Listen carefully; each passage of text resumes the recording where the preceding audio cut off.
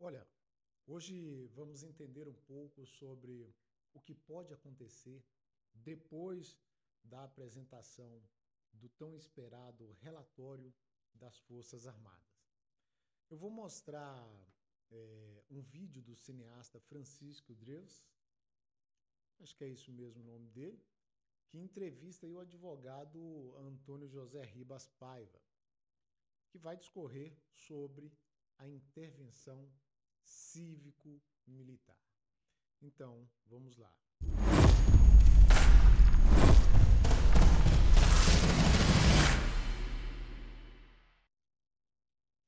É isso aí. Primeiramente, a Constituição Federal garante às Forças Armadas o direito e o dever de defender a nossa nação. E o que diz aí o artigo 142, tão falado, né? As Forças Armadas, constituídas pela Marinha, pelo Exército e pela Aeronáutica, são instituições nacionais permanentes e regulares, organizadas com base na hierarquia e na disciplina, sob a autoridade suprema do Presidente da República, e destinam-se à defesa da pátria, à garantia dos poderes constitucionais e por iniciativa de qualquer destes da lei e da ordem. Então, destina-se à defesa da pátria. É isso aí, a defesa da pátria. Então, as Forças Armadas destinam-se à defesa da pátria, que é o centro dessa nossa conversa de hoje. O artigo da Constituição, então, determina que as Forças Armadas devem fazer a lei ser cumprida. E a lei diz ser obrigação dos militares defender a autoridade suprema do Presidente da República e não ameaçá-lo, né? Pois bem, a decisão, a partir do relatório que todos esperam que seja aí divulgado hoje, entende que deve haver uma intervenção para garantir que as leis, sejam cumpridas e até mesmo para proteger os próprios poderes constituídos. E não será nada fora do que diz a nossa Constituição. É o cumprimento exato de um dispositivo constitucional que está lá, o artigo 142. E o cineasta Francisco Drews, que eu falei nele, é bem difícil o sobrenome dele, realizou aí uma entrevista com o advogado Antônio José Ribas Paiva, que falou claramente sobre a intervenção cívico-militar. Se amolda aí muito bem com o que estamos assistindo hoje em todo o país e já divulgado para todo mundo, né? Então, vamos assistir o primeiro trecho da entrevista do advogado. Vamos lá, então. Doutor Antônio, em poucas palavras, o que é uma intervenção cívico-militar? É uma ação política direta da nação quando os instrumentos políticos representativos não estão funcionando. Então a nação precisa intervir para salvar a coisa pública. E por que o Brasil necessita de uma intervenção atualmente? Porque nós estamos vivenciando um vácuo político institucional. O que é vácuo político institucional? É a relativização do poder do Estado. Ou seja, nós temos ambientes sociais em que o poder do Estado não se opera. Por exemplo, as favelas, as periferias, os acampamentos do sem terra, por exemplo. E as cadeias? A cadeia é um absurdo, porque cadeia tem que ter disciplina máxima.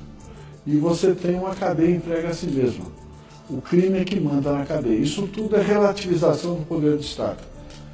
E o Estado foi criado para proteger as pessoas e não para proteger o crime, como vem acontecendo. E como é que seria essa intervenção no Brasil? Veja, a Constituição Federal, sabiamente, né, sabedoria dos seus redatores, não dos políticos que debateram a Constituinte, sabiamente ela estabeleceu no artigo 1º e no artigo 142 que a sociedade pode ter uma ação política direta através dos seus instrumentos de força, que são os seus exércitos. Qualquer nação tem o exército como instrumento de garantia. E é assim que se opera. A nação, junto com os seus mandatários militares, intervém no processo político, afasta o crime do poder do Estado, faz uma adequação de mecanismos institucionais e convoca eleições gerais. E quais seriam as consequências de uma intervenção cívico-militar? O Brasil, em primeiro lugar, ganharia estabilidade política e econômica, em segundo lugar. O que o mundo precisa, um Brasil forte para comprar e vender mais.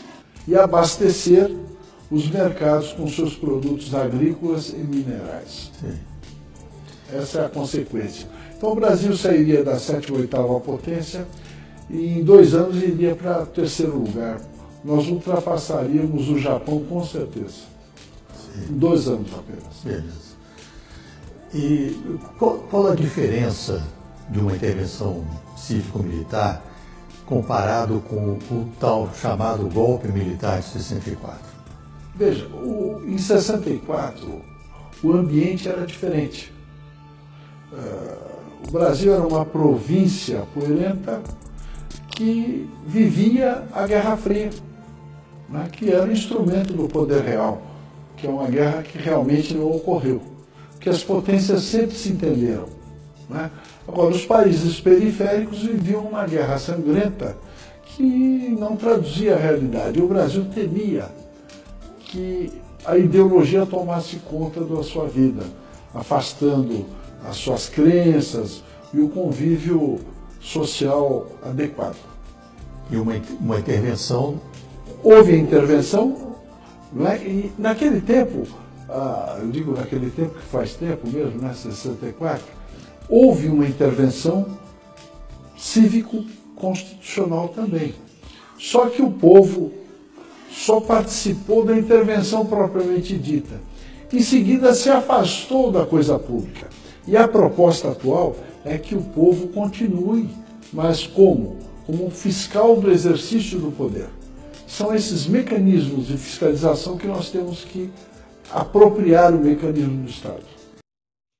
Bom, nós tivemos aí a primeira parte e no segundo tópico eu vou mostrar o que o doutor Antônio acrescenta aí, que a intervenção não será nenhum bicho de 7 cabeças, se voltar, é claro, à ordem, né, colocando aí os bandidos nos seus devidos lugares, e a gente vai tocar a bola para frente. Vai até pegar um pedaço aí desse último tópico aí, mas eu vou fazer rodar aqui o segundo tópico todinho. Vai ter um pedacinho aí que vai se repetir. E uma intervenção? Houve a intervenção, não é? E naquele tempo, eu digo naquele tempo que faz tempo mesmo, né, 64, houve uma intervenção cívico-constitucional também. Só que o povo só participou da intervenção propriamente dita. Em seguida se afastou da coisa pública. E a proposta atual é que o povo continue, mas como? Como um fiscal do exercício do poder. São esses mecanismos de fiscalização que nós temos que apropriar o mecanismo do Estado. E quanto tempo duraria uma intervenção até que se estabelecessem novas votações e eleições? Em primeiro lugar, a intervenção propriamente dita, o país tem que funcionar rapidamente, com uma nova feição. Você tem que alterar a Constituição, dotando-a de mecanismos que possibilitem que a sociedade fiscalize o exercício do poder. Por exemplo, corregedorias compostas por cidadãos, ampliar a competência do tribunal do júri para que os políticos sejam julgados pela sociedade, Então, feito isso, você tem que adequar o mundo partidário para afastar o crime desse mundo também. Quando você faz, você saneia a coisa pública, você tem que aprimorar os mecanismos de escolha, ou seja, o processo eleitoral propriamente dito, que é um mecanismo de escolha. Você tem que garantir, em primeiro lugar, o quê? A liberdade de escolha do cidadão. Feito isso, você pode convocar as eleições, a partir das eleições municipais, depois das estaduais e, por fim, a eleição presidencial. E quais são os aspectos benéficos a longo prazo? A longo prazo, o Brasil assume o seu papel de potência internacional. Porque existem potências naturais. Quais são as potências naturais? Estados Unidos, Índia, China, Rússia e Brasil. Por que eles são potências naturais?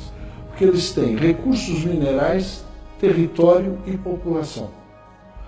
Só o Brasil que não exerce a sua condição de potência, porque a Índia é uma potência regional, tem até bomba atômica, não é verdade? Agora, o Brasil, a China também exerce, apesar de ultra populosa, ela exerce o seu poder também. O Brasil não, a única potência natural é o Brasil e não exerce o seu poder. Então, vamos abordar um aspecto internacional. Essa entrevista completa você vai encontrar no canal Orion Media Center. Para quem quiser, vou deixar o link na descrição. E concluindo, se as Forças Armadas quiserem mesmo que a transição seja menos dolorosa, é só tomar as medidas devidas e necessárias para garantir o poder que emana do povo, né? E essa história de que o país poderá sofrer alguma sanção, isso é tudo ilusório. É criada aí por aqueles que querem continuar uma baderna, né? E viver se locupletando ainda mais do Estado. É isso. Só mesmo se as Forças Armadas não quiserem. Porque amanhã, certamente, as Forças Armadas também poderá estar clamando aí para o povo tentar ajudar a tomar alguma medida. Então nós temos hoje a maior oportunidade de reescrever essa história e da melhor qualidade, né? Dar mais condições ao povo viver realmente